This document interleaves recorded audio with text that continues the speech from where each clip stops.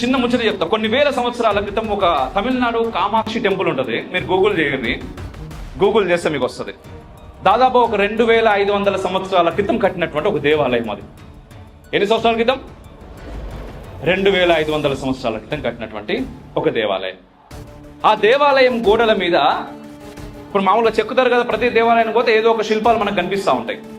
అయితే ఆ దేవాలయం గోడల మీద ఏం కనిపించిందంటే, మామూలుగా ఆడవాళ్ళు గర్భవతి అవుతారు కదా, ప్రెగ్నెంట్ అవుతారు కదా, ప్రెగ్నెంట్ అయిపోయిన తర్వాత లోపల బిడ్డ ఉంటుంది, పిండం అంటాం మనం, అవునా?